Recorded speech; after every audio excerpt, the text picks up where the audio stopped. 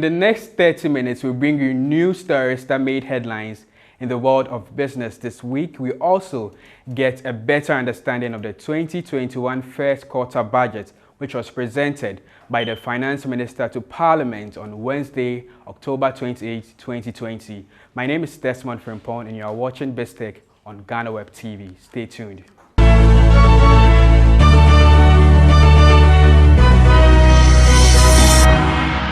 The Finance Minister, Ken Ofori-Atta, on Wednesday presented before Parliament the last budget for the current government. Known as the Expenditure in Advance of Appropriation Budget, the presentation forms part of a mandated practice usually conducted in election years to prevent transitional spending. The Finance Minister, during the presentation, made a request for an amount of 27.4 billion cedis from the government, which is to be withdrawn from the Consolidated Fund intended towards expenditure for the first quarter of 2021. My colleague Mauli Ahlumega speaks with the Development and Finance Economist, Dr. George Domfe, on the key issues around the just presented budget by the Finance Minister.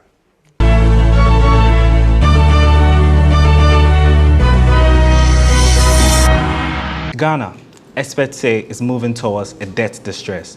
Is this as a result of the lack of revenue mobilization, or are we borrowing too much? Also, the Finance Minister on the floor of Parliament on October 28 sought the approval of the House to borrow 27.4 billion Ghana cedis, which is to be withdrawn from the Consolidated Fund towards the expenditure for the first quarter of 2021. With me today is Dr. George Domfe, an economist with the University of Ghana, and we will discuss some key issues surrounding the just presented budget by the Finance Minister. Doc, good morning. Good morning, my brother. Welcome to the show. Thank you very much for having me. First of all, can you explain to us what a development economist is?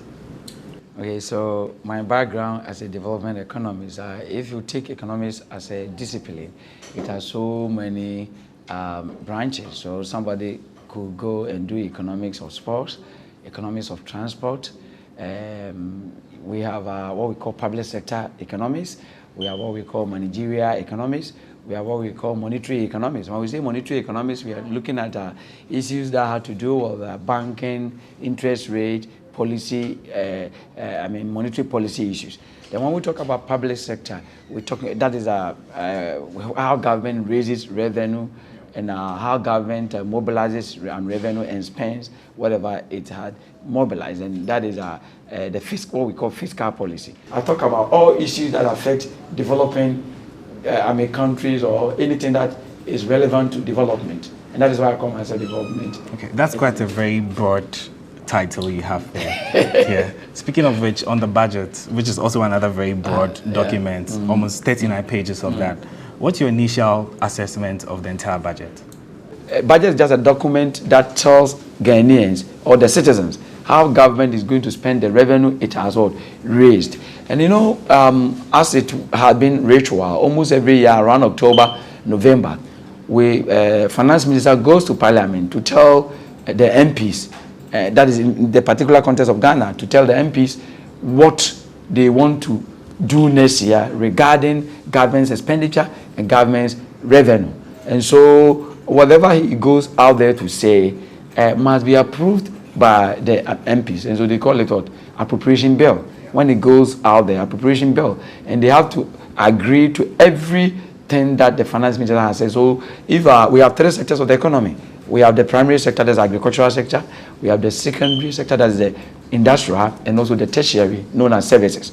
And so each of the sectors, as Finance Minister, you need to tell us what the government's strategy to get those sectors improved during the next fiscal year. You tell us how much money we will need to go to this particular sector and how much money are we expecting from those same sectors.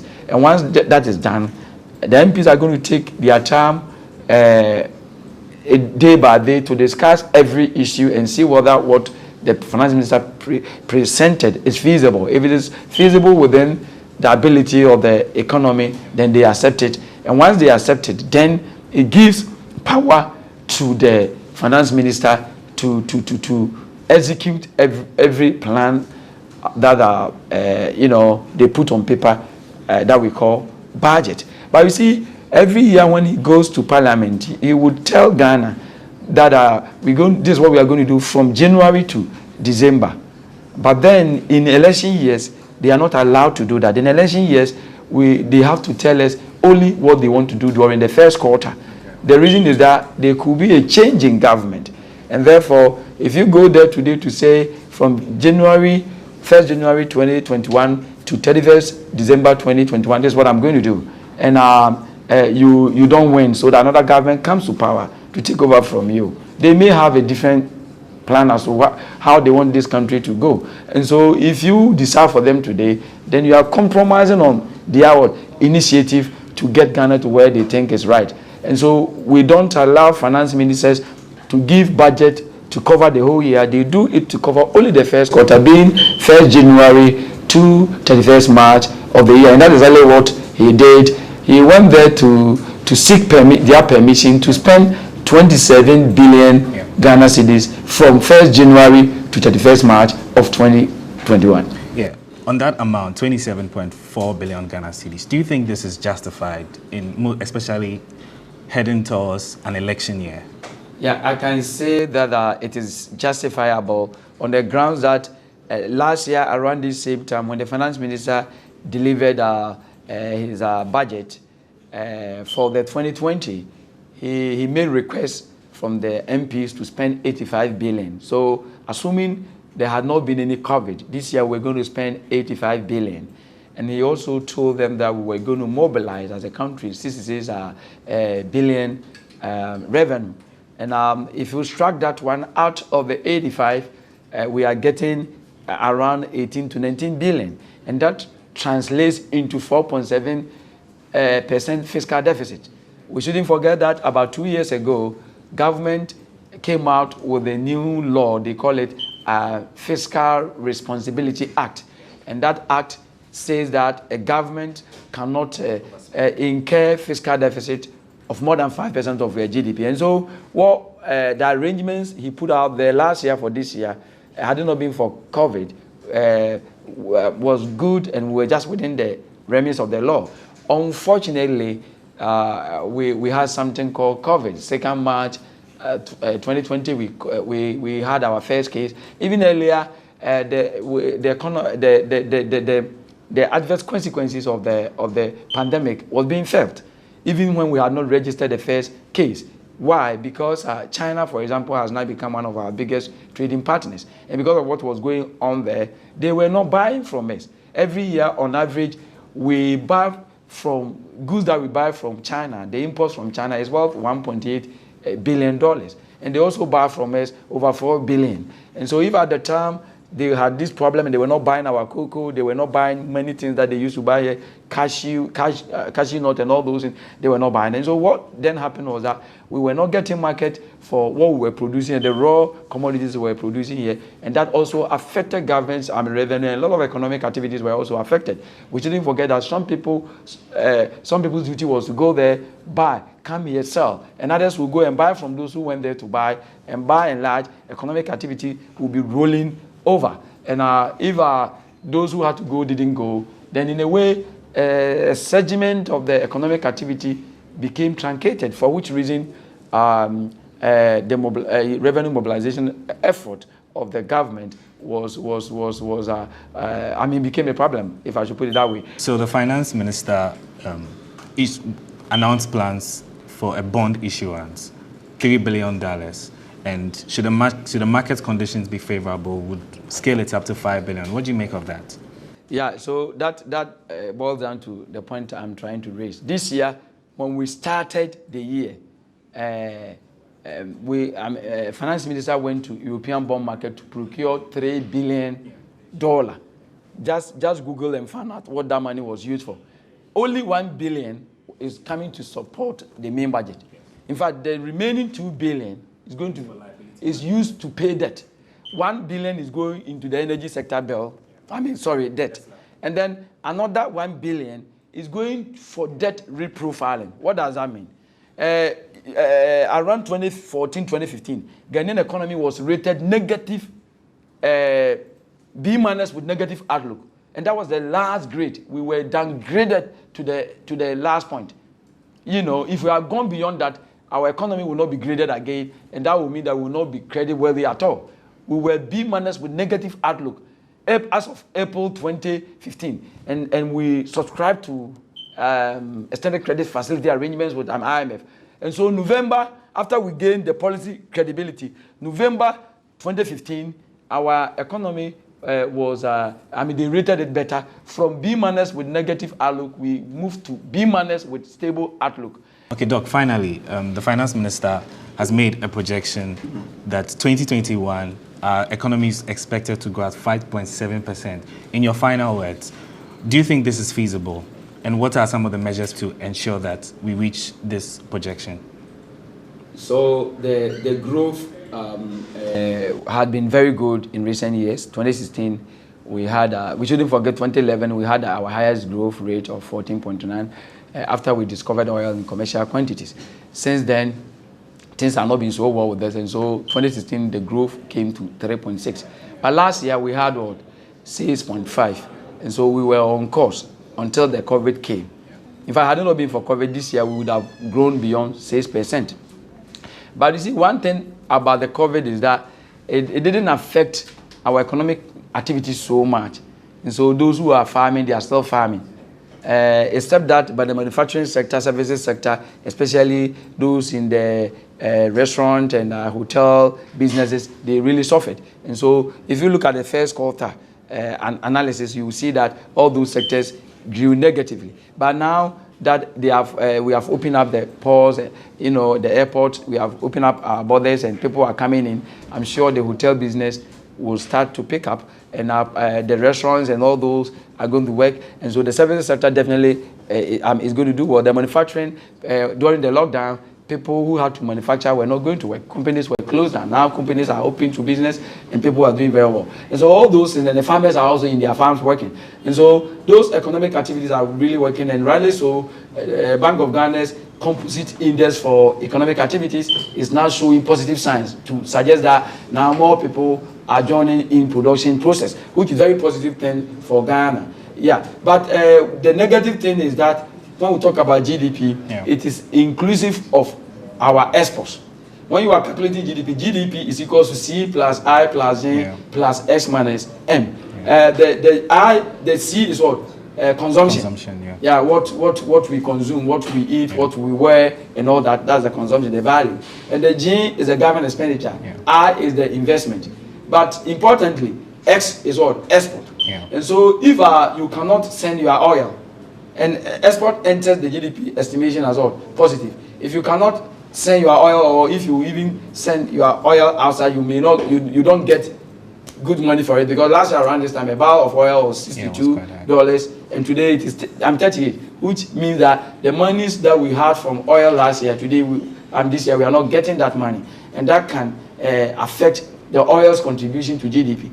Gold price, all the commodity prices went down. I think except gold that went up, and so in Ghana we depend on primary commodities, and so the fear is that the 5.7 growth will be achievable if next year all gets well with China and those countries that import raw materials from Ghana. If they begin to do well, they are going to import so much from us, so that our X that enters into the GDP as positive will be higher, and to push the economy to grow at 5.7% that the finance minister has told us. All right, thank you. All right. Thank you very much. So we've been speaking to Dr. George Domfe, an economist at the University of Ghana, and he shared some insights on what government is expected to do to rebound our growth.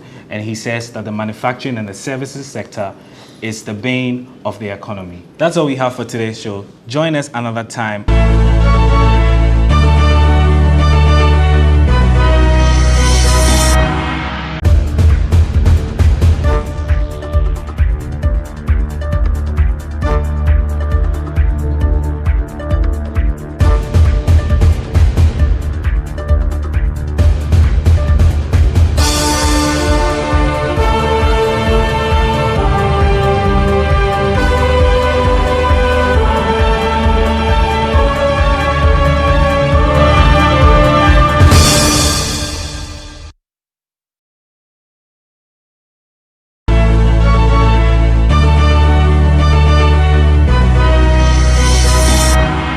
We continue our series on some useful internet tools with Jefferson on TechBits today.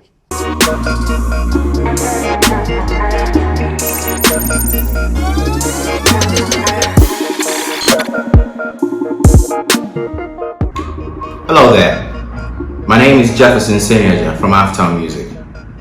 This week on TechBits, we're going to continue our search for useful tools on the internet.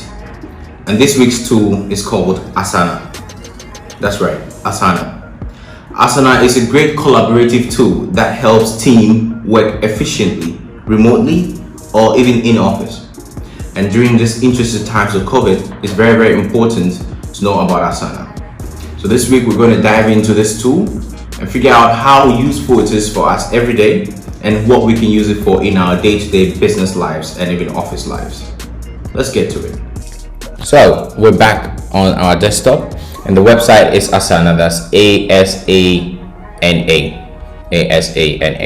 As soon as you arrive here, what are collaborative tools? And it's specially for the collaborative tools. The website, or the tool to be specific, helps team work on different aspects of a project. So it deals with tasks and it deals with seeing who has completed a task, what they are working on, comments, and it helps them share files. It helps them schedule projects and schedule tasks, and it's it even has an inbuilt calendar. So we'll just do a simple login so that we see how it is. The sign up is very easy, as you can see. You use your Google account or that. So we'll just,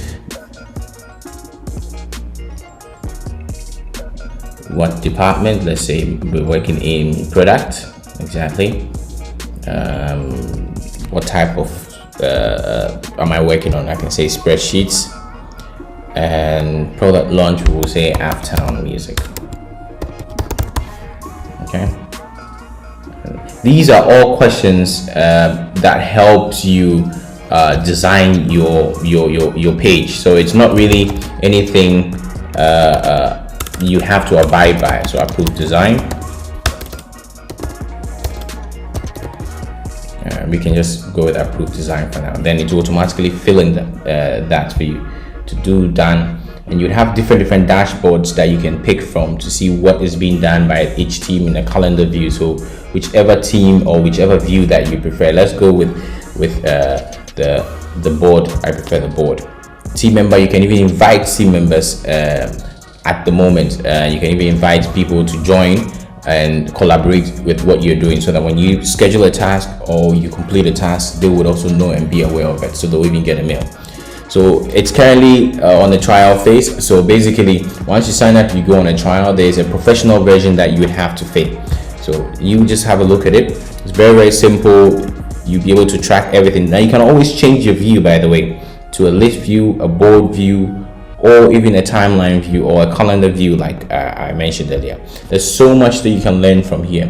I advise you to get into it and make it useful. Thank you for now. So that's it for this week. See you again next time.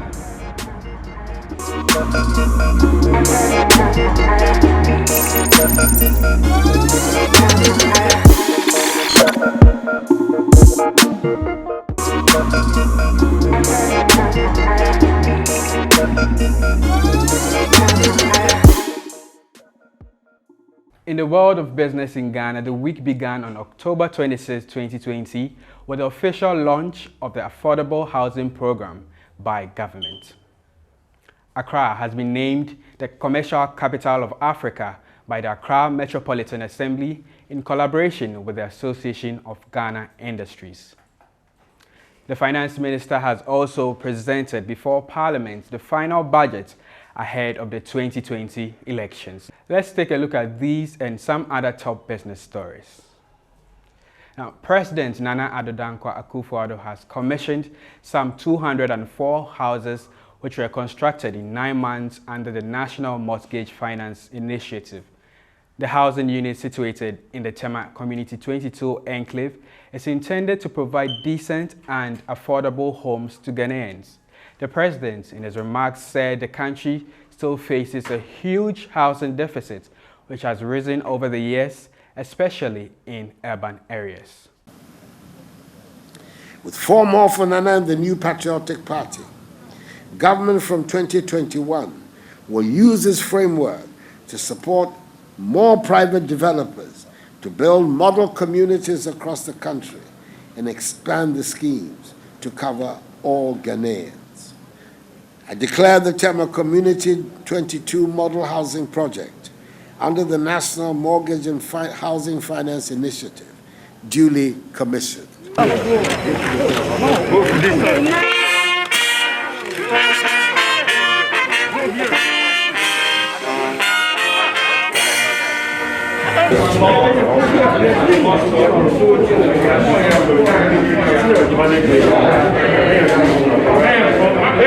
Still on housing, the Finance Minister, Ken Ofori-Atta, says the government is targeting to build some 200,000 homes annually to bridge the national housing deficit. According to him, a housing intervention has become necessary to afford the low-middle-income Ghanaian a decent and affordable home.